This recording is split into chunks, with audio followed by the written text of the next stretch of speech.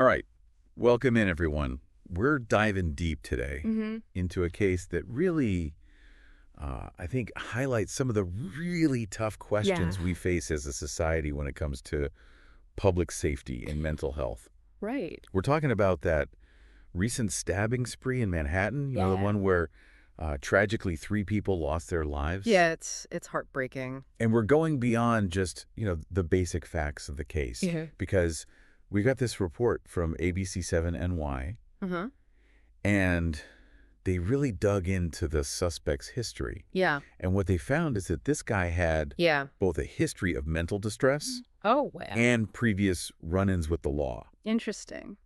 So that's where we're going today. Okay. I mean, if there were signs, why wasn't something done sooner? That's the million-dollar question, isn't it? I mean, this case it's sadly not unique. Yeah. You see this kind of pattern play out again and again, and it really just highlights all the challenges that come with trying to balance the needs of individuals who are struggling with keeping the public safe. Yeah, absolutely. And, let's get into the specifics here. Okay. From this ABC7NY report. Sure. We don't have to go through the whole thing, point by point. But, Right.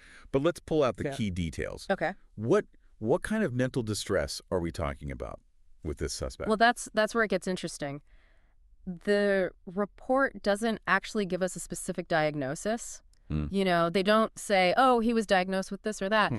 What they do say is that there were a bunch of instances where Yeah. the police were called because this guy was Yeah. acting erratically in public, Right. threatening bystanders, things like that. Okay. And it was all documented. It's all there in the police report. Okay, so documented distress, Right.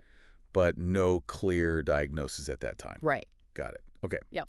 So let's move on to these prior arrests. What were they for? So the report says the arrests were for Yeah. what they call, nonviolent offenses, like Yeah. petty theft, disorderly conduct, things Yeah. like that.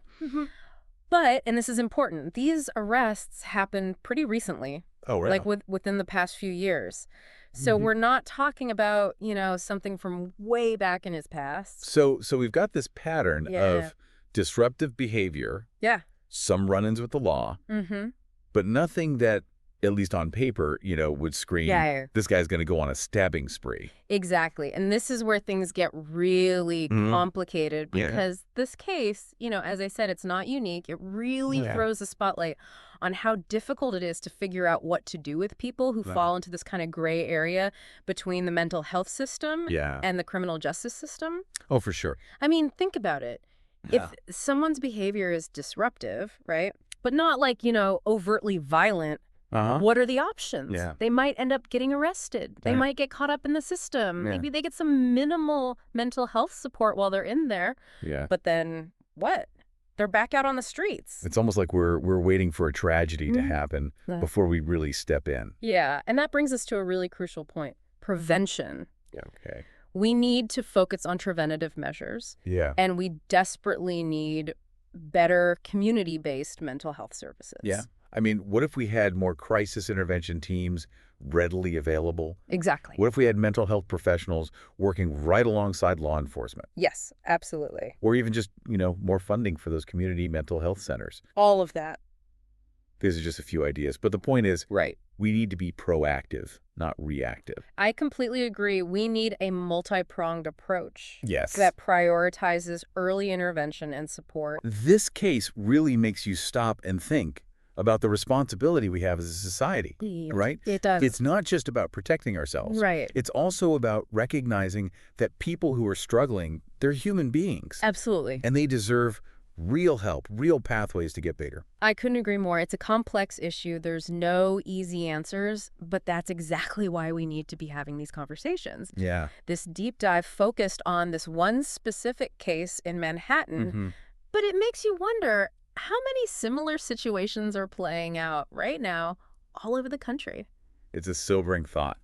And I think that's where we need to leave it for today. Yeah. We can't ignore these issues. We Yeah. need to keep talking about them, keep raising awareness, and most importantly, keep pushing for real solutions. I agree. So thanks for joining us for this deep dive. Thank you. We hope it's given you some food for thought and hopefully some motivation to get involved in Absolutely. finding those solutions. Couldn't have said it better myself. We'll see you next time See you later. for another deep dive. Bye. Take care.